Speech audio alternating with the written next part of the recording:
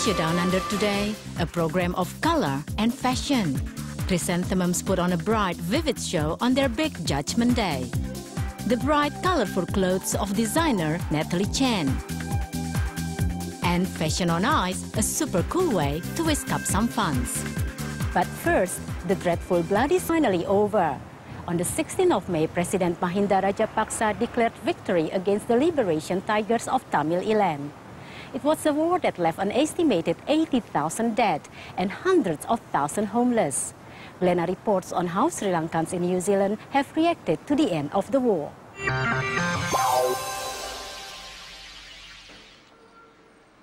On a gloomy Friday afternoon, a handful of Tamils in Auckland come out to mourn, shocked that back home, thousands were celebrating the end of the Civil War. Sad, very sad for Tamils. We are hurt. Everything we hurt, everything. It's really very sad for all the Tamils all over the world. It is very, very unfortunate that 2nd of May as a day of celebration, while the Tamil people are really mourning the death of their beloved ones in Sri Lanka. Vijay and Gayatri have been protesting on Queen Street for months. Both have lost friends and family in the war. The Tamil community has organized vigils and protest, and we go there partly because it's kind of therapeutic being there with them, like I say, the same feelings, so that gives us some comfort. The NGOs, even ICRC is not allowed war zone, and UN is also denied access there. So we really don't know what is happening, and we are traumatized. When they're not on the street, Vijay and her friends gather in one home to get whatever news they can on the Tamils and carefully look at faces on the screen to see if they can identify loved ones amongst the living or the dead. It's a painful task for these women, but without any contact from home, it's the only option they have. I lost contact memories and can't recall them back. And now also it is a very frightening experience. Yeah. But overall, it is very lonely experience.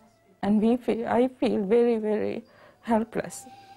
As the images flash before her, Vijay's own memories of the war resurface. We're living in the bunker 15 days. No food, no milk. Bunker in Sri Lanka facilities are too hot. With the fall of the liberation tigers of Tamil Elam and news of the plight of mostly Tamil refugees, these women's hopes have fallen as well.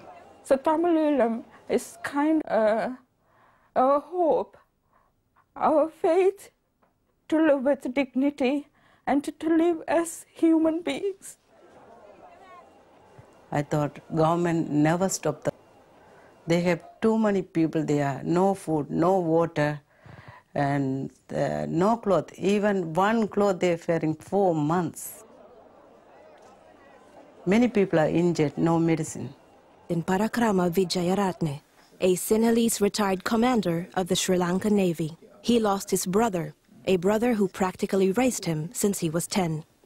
Unfortunately, and my terrorists were eyeing him because he was a very good, strong soldier.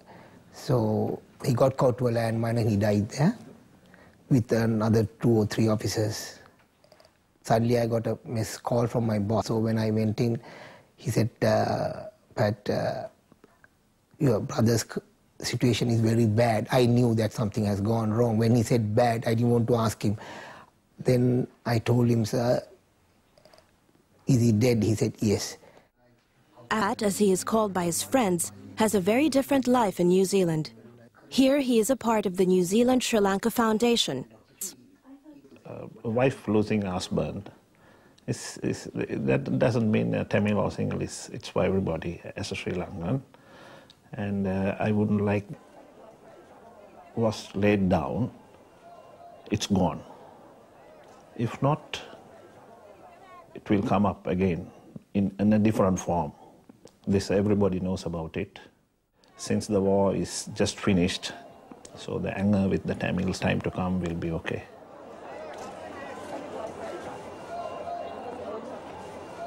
Ironically, after nearly 30 years of fight, regret weighs heavily on all. Definitely not. It's not worth at all fighting a war with this time. It's not easy to forget the experience in war. Even when you go to sleep, you still dream of these things. As a serviceman, I really don't want to face it again. We never wanted war in the first place, but my heart goes for the Sri Lankan army, people who have died, and all those who have lost life in this war. That is why I said this is the time for reflection and reconciliation in respect of all those who have lost their lives.